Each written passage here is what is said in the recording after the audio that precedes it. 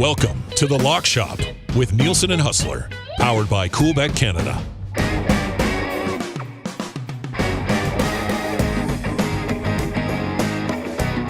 Happy Tuesday, everybody, and welcome back inside The Lock Shop. Nielsen and Huss back with you once again. You can find us on Twitter. He's at HustlerAround. I'm at Nielsen TSN 1260. And it's always brought to you by Coolbet. Our partners at Coolbet Canada. Sign up for an account today. Use the code LOCKSHOP, and you'll get a 100% deposit bonus on initial deposit up to $200. We're live on Twitter. We're live on YouTube. And, of course, make sure you subscribe to the podcast on all your podcasting platforms so you can see that I called the Roughnecks a schedule fraud, and they ended up being a schedule fraud, Huss. What can I say? XFL expert. Yeah, you got one over on me last night. Took the points, and I took an L to finish up the Monday Nighter. I did not watch it on TSN Plus. I did sort of follow the game and got the bad news, kind of focused more in on the hockey last night. But as we said last night, it would have been nice if they could have mixed that in on one of the 5 TSN channels. There was a lot of tennis going on, some other stuff.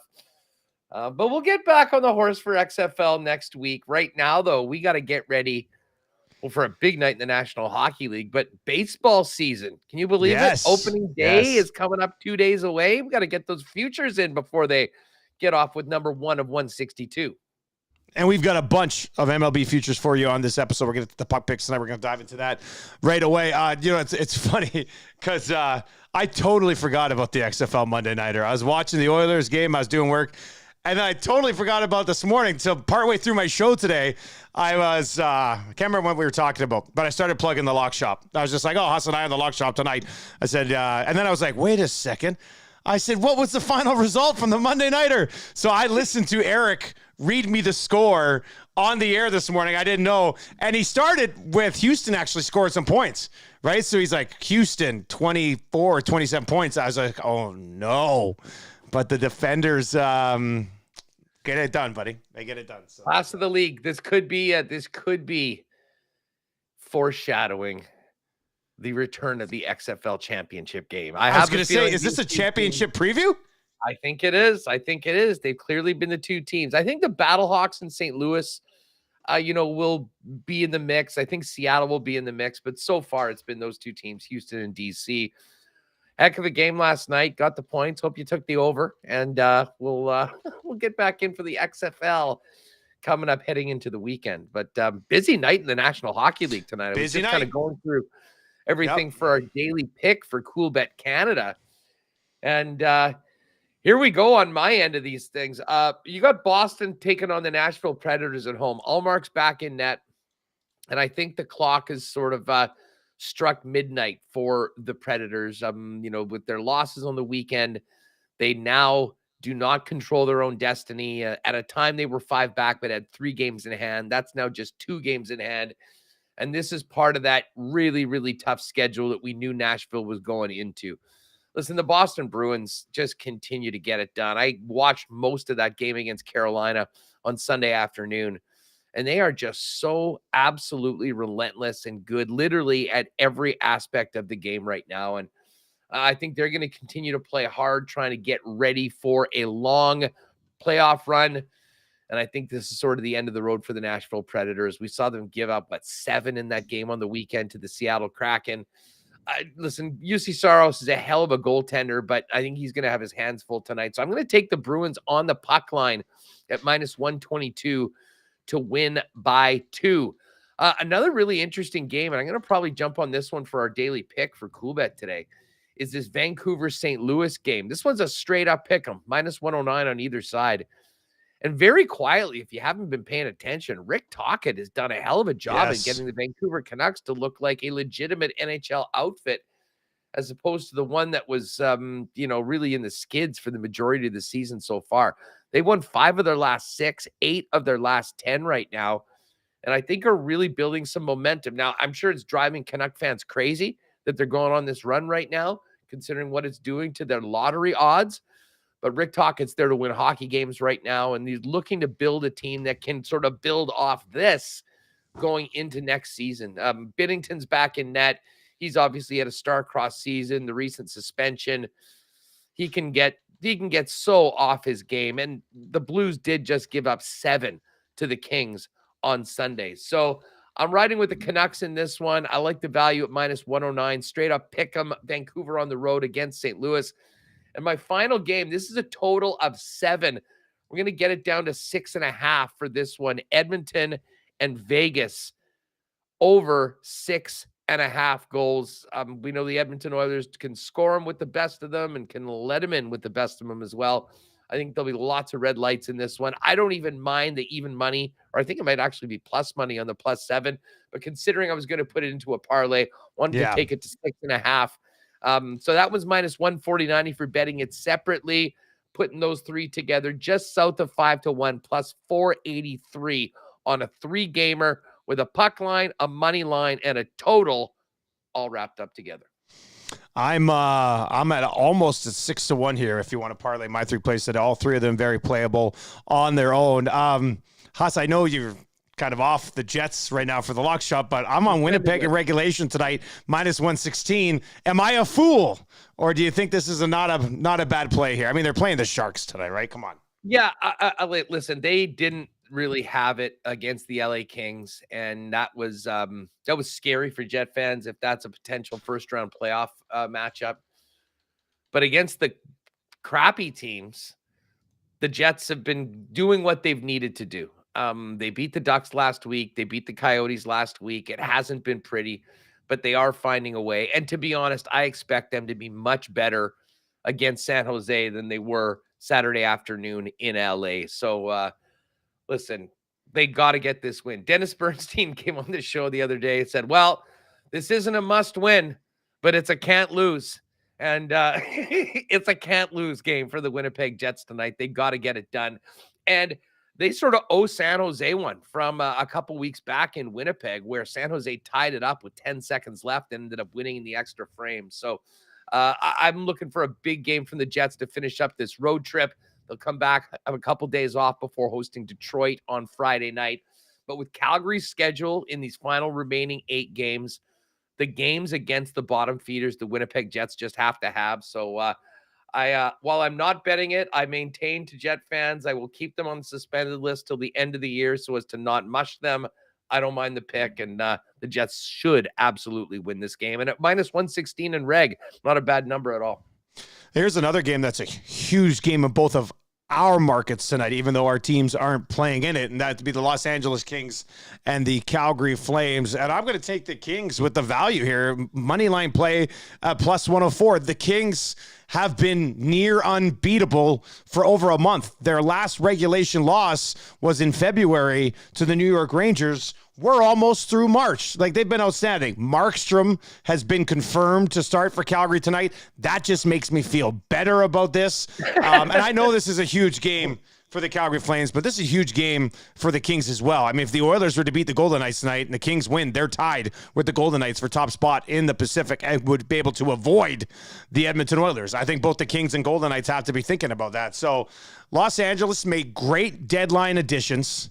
They've got young guys who have stepped up and taken a step this year while still having that veteran core there leading the way. So it's a real nice mix what the Kings have going on right now.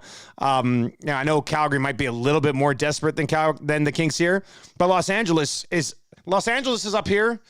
Calgary is down here. Unless Calgary can somehow elevate, they're up to here, and the Kings slide a bit to get the Kings at plus money. The Flames have been some home favorites against some much better teams a few times now, and I've taken advantage of that. So I'm going to try to do it again tonight. Yeah, yeah. I can't say enough about LA. We saw them front and center on Saturday afternoon, and they got up a goal on the Winnipeg Jets and just absolutely shut that down with that 1-3-1. They make you earn everything when it comes to scoring against them right now, and we'll see who's in net. Korpisalo played against the Winnipeg Jets. Wasn't tested too much. And Calgary's been such a fickle team. I mean, would it surprise me if they came up and had a big game? Well, they're going to have to just to hang with the Kings. But I'm with you. I mean, I think there's some good value on that. And Jet fans around here will love that pick. And then Dallas -1.5 tonight. They get Chicago. It's at -120 on the puck line. Look, Dallas needs this. They're trying to keep pace with Colorado and Minnesota. Both those teams won last night. I'm hoping Ottinger starts in this game. It wasn't confirmed by the time we started this, but I'm going to get on Dallas here, -1.5. So Winnipeg in regulation against the Sharks. Kings money line on the road down in Calgary. And then Dallas puck line -120, +596. Huss, my under 1.5 point parlay hit last night at -125. So I'm going to run it back again today with a +101 number for 3 more. All right, so here we go. We're going to go Jason Zucker. Zucker has 2 games in the last 2 months with 2 points or more. So I'm going to go Jason Zucker here. I'm going to go Boone Jenner, who has 2 2-point games this month. But the month's almost over, so he's done it twice this month. And then I'm actually going to go with Zach Hyman of the Edmonton Oilers, who has only hit 2 points or more 3 times in the last 2 months. So he's going to stand around the net front on the power play, maybe bang something there. But I don't know what to expect from this Oilers Golden Knights game, but this is a better number than what we got yesterday at +101. So Hyman, Jenner, and Zucker to have less than 2 points tonight. If it hits, +101, and let's try to make it 2 days in a row. I love it. I love it. I was keeping tabs on that one last night. Now we got a plus number. I will ride with you on that one, folks. And again, that's a 3-game point prop parlay that you can get when you click on each one of those games and dive in a little bit more into all of the options that Coolbet offers for all of the NHL games. DJ watching on YouTube right now says Kings as a dog blows my mind right now, and then also does confirm for us that Ottinger will be starting for Dallas. So I like that Dallas -1.5 even more right now. Now, Huss, this is an MLB Futures episode. We've each sort of got, well, I think I've got 5 or 6 plays. You've got, 10 or 11 or something. So let's lay it out here. Let's dive into Major League Baseball season. Just go to baseball, click on MLB. You can see the futures at Coolbet, and they've got a bunch of stuff that you can hop on right now. And it's time to do that. It's Tuesday before the season starts. It's time to get going on these futures. Yeah, well, listen, I'm going to start off with the Jays, with the World Series picks. And just so people know, the Astros are the favorite at +650. Yankees 7-1, Padres 8-1, +850 for the Dodgers and Mets, 9-1 for the Braves, and then it's sort of a big gap. You got the Mariners at 16-1 and the Phillies and the Jays at 17-1. I'll be honest, I think there's great value on Toronto at 17-1. Now, this is sort of a fun bet. I mean, when you're talking about futures, obviously you want to bet a team that you think has a chance to win, but also a team that you'll see a lot that's fun to cheer for. And I think the Jays are absolutely that team. I'll be honest, you know me, all last year, I was the one guy defending my guy, Kikuchi. He's back. You've added Mitch White. I mean, I think that their pitching staff is as good as it's been in a long time. And let's face it, this roster right now, it's time to win. They've had some fun, but it's all business now. Much to my chagrin, they've retired the home run jacket, and it's about going out and getting wins. And I think they've learned a lot over the last few years. And to be honest, I think they should be in the mix in and around that 10 or 9-1 with the Braves and the Mets. I know they're in a very tough division with the Yankees, who are one of the World Series favorites, but at 17-1, I think great value on the Jays. And I know there'll be a lot of people that'll be looking at that number as we get closer to opening pitch. Very chalky, but I think almost the most automatic outside of injury, which can often, hamper player props. And that's Shohei Ohtani for the AL MVP. I would have bet this anyways, but coming off of his performance in the World Baseball Classic, his profile is at an all-time high right now. And he's doing things that we haven't seen since Babe Ruth and probably won't see for another number of decades right now. So at +225 with what he does on the batting side of things, as well as with his arm. Hell, he's 20-1 to win the Cy Young. Never mind what he does at the plate. So to me, the AL, it's Ohtani and everybody else. And even though it's a short number, another very fun guy to cheer for. I'll be on Ohtani at +225. The NL MVP is a little different. You've got a pretty wide open number of players after Juan Soto. Think about Soto as, he's in San Diego right now, and that is one of the worst hitters ballparks in the entire National League and really Major League Baseball. So I am interested in the new surroundings and the new ballpark if his numbers take a hit, and certainly that could factor in when it comes to the NL MVP.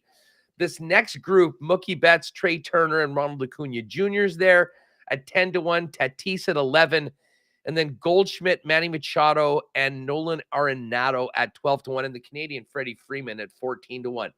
I'm going to trade Trey Turner.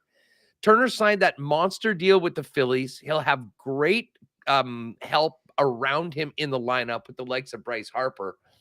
And the guy is just an absolute hitting machine. And if the World Baseball Classic is any indication, he's coming in hot to Philly right out of the gate. There's a lot of pressure on him, of course, in his town like Philly to earn that massive contract. But I really think he's in a great situation right now. And much like Ohtani, I think that, his notoriety from the contract, what he did in the WBC, puts him maybe a little bit ahead on the pecking order of a number of these players. So Trey Turner at 10-1 for the NL MVP is my hit on the other side. And you can also get Trey Turner for most hits at plus 850. He's a very slight favorite. There's a lot of guys in and around that area. But I just think that he's set up for a monster first season in Philly. He's got a nice ballpark to hit at. As I mentioned, a pretty loaded lineup that will protect him and give him pitches to hit. So I'm looking for a big, big season from Turner. 10-1 on the NL MVP and plus 850 on the most hits. AL Cy Young Award was a difficult one to get to, but going through these numbers, Garrett Cole's the favorite, Jake DeGrom's at 6-1, Cole's plus 550, Carlos Rodon. I'm going to go a little bit further down and take Shane McClanahan from the Tampa Bay Rays. And okay, I was digging through some of the numbers.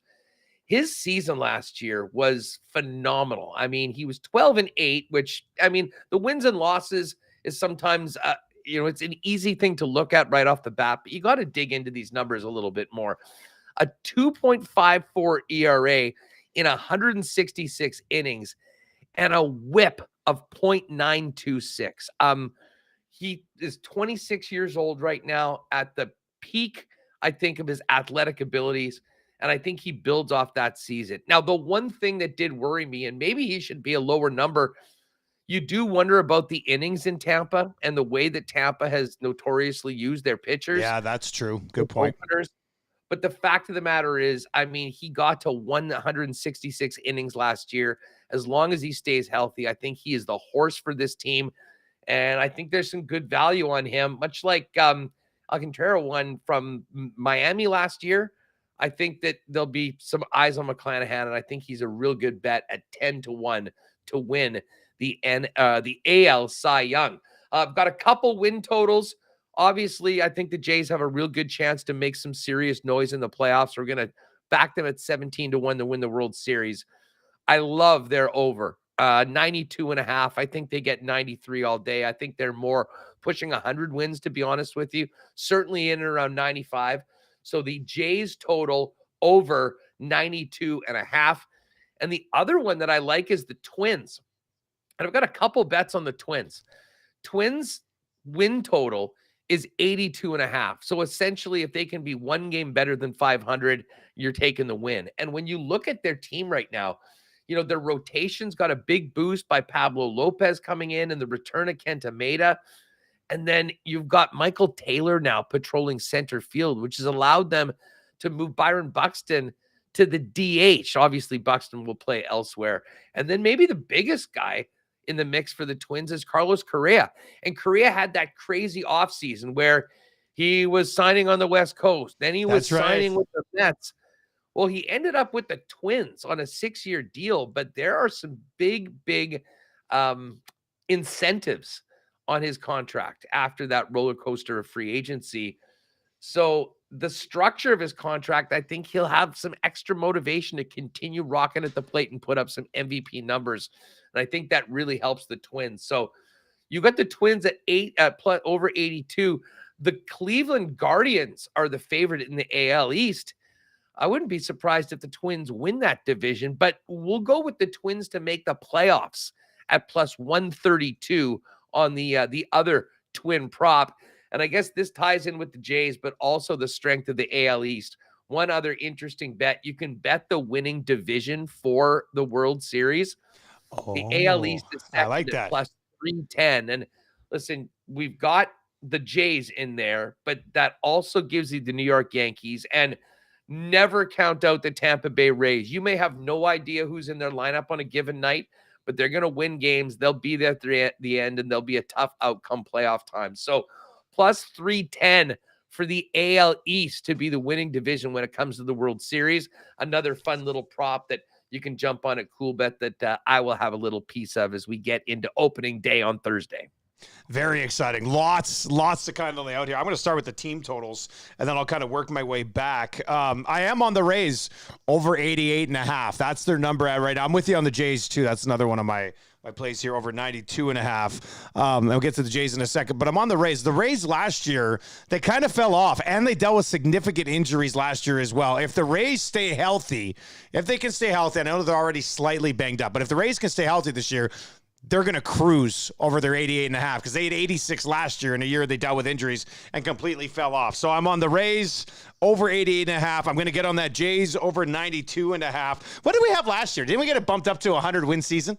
Right? Didn't we get it set at like 99.5? Yeah, that was we fun. We got a little horny there at the beginning of the season and jumped on that over 99.5. That did not happen. Although they, listen, they're close. I mean, I know you've been a Jays fan for a long time. I mean, I kind of cheer for them. You see so much of them. But I mean, are you with me that this is winning time for the Toronto Blue Jays? Well, that's what they did with their movement in the offseason, right? Like they changed their team to one that should have a better chance of winning. Their team is different.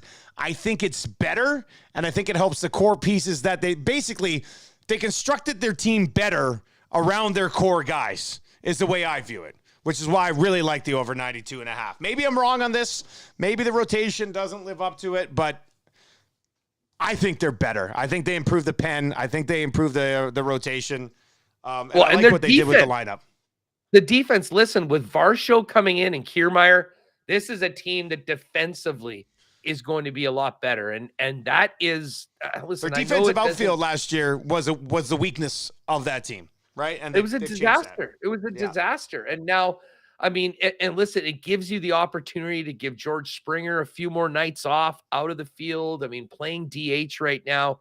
And the bottom line is if Varsho and Kiermaier and Springer playing in right field can, lock things down from a defensive perspective, I think that just helps the pitching staff, everything going on, less pressure on the arms. And I do think that they've done a good job in identifying some of the areas of weakness and giving the best chance to maximize what they do bring to the table. Some MVPs and some other player totals. Sticking with the teams, Padres at 8-1 World Series. That's going to be my World Series pick. They obviously make a major, significant addition. Padres, Dodgers all season long. It's going to be so fun. I think they're both like plus 105 to win the division. The Padres' whole purpose has to build this team to get by the Dodgers. The Dodgers had more than 20 wins than them last year and were an absolute juggernaut. So I'm very fascinated by this, but I just love that the Padres just keep going out and trying to take that next step. So I'm getting on the Padres here at 8-1 to win the World Series. That ties into my NL MVP. And I'm actually going to go with Manny Machado here at 12-1. Now, they go out, they make the big addition, but Machado has been so close. He's got a second, he's got a third, he's got a fourth, he's got a fifth. Like, he's finished everywhere outside of winning this thing, and maybe the new bump with Soto in there, it makes a significant difference. But I do think that this is Manny Machado's year. You can get him at 12-1. He's got the 7th best odds in the National League to win MVP. Not a long shot by any stretch of the American League, but not one of the guys up near the top, and it is tough to get past Ohtani. But if you can get past Ohtani, I'm going to go with Corey Seager. He's 20-1, plus 2,000 right now. The guy is an absolute war monster. Didn't have a great year, didn't hit well last year, but he's a war monster. He's with a team here that, if he has this type of season, it could push them into the postseason, which would then certainly help his case. He's finished top 3 in voting before. I think that was in his rookie season. And the one thing I like about Seager is the fact that last year he had the most hits loss to the shift. And now I have seen some teams taking their left fielder. Did you watch they're moving their left fielder over and just leaving left field completely wide open and putting a left fielder out in front of the right fielder to kind of still sort of play the shift that way. So I don't know if they're going to eliminate that somehow as well, but it's something that teams are looking at doing. But Seager last year lost the most hits due to the shift. So factor that into a guy who's already been a monster and looking for a little bit of a bounce back season. I don't mind that at 20-1 either, Huss. Yeah, I mean, Seager, there's so many great players that I think are in the mix, but that is a really interesting way of looking at things. I mean, who can benefit the most from some of the very significant rule changes? And that's as good as any. If you're talking about taking away the shift of a guy that was victimized more by it than anybody else, might be a nice boost to him that puts him a little bit over the top as opposed to some of the other guys in that area. Last one I've got, plus 550, Aaron Judge to lead the AL in home runs again. I don't think he's going to do what he did last year again, but you can get him at plus 550. And last year he was an absolute monster. Even if you take away 7-8 home runs, still a very good chance that he could lead the league in home runs again. So American League home runs, Aaron Judge, plus 550. One other one I just forgot to put out. We were talking about these regular season league leaders. You got Judge at plus 550 on the home runs. I got Trey Turner. I'm going to put a little sprinkle on Jake DeGrom for most strikeouts this year. Okay. And again, so much of these bets are based on health. But if DeGrom can play a full season for the Rangers, he's not going to have a lot of help. So I think it is going to be sort of on him to go out and win games. And we saw him do it with the Mets for a long time, for a team that, very often was giving him no run support. And he was out there gassing at least one guy an inning. 12-1. Again, it's almost a bet on can he stay healthy throughout the whole year. But I don't mind that. Garrett Cole's the favorite at plus 450. So I think 12-1 on DeGrom in his new home, in a ballpark that he's going to have to be getting guys to swing and miss. Not a bad sprinkle as well. All right, so you've got that as well. You might have to listen back again to the Lock Shop, unless through this episode you had a pen out and you were just writing everything down, because we got a lot of different MLB futures for you. Obviously in Canada here, a lot of people be focused on the Toronto Blue Jays, and interested to see where people come out on the 92.5. Haas will be talking golf tomorrow on the Lock Shop. Once again, right back to the links, not wasting any time. No, hell no. Last call for the Masters. So we'll head down to Texas and see if Ricky Fowler or who can maybe book a last-minute ticket to Augusta like Corey Connors did a couple years ago, and join both the PGA and some of the live guys who will be there at Augusta National in a couple of weeks. So, we'll get into that tomorrow. I'm sure we'll hit a few more hockey games as well, but I'm looking forward to it. But as I say, cannot wait for baseball season to start. Get your futures in at CoolBet before first pitch on Thursday.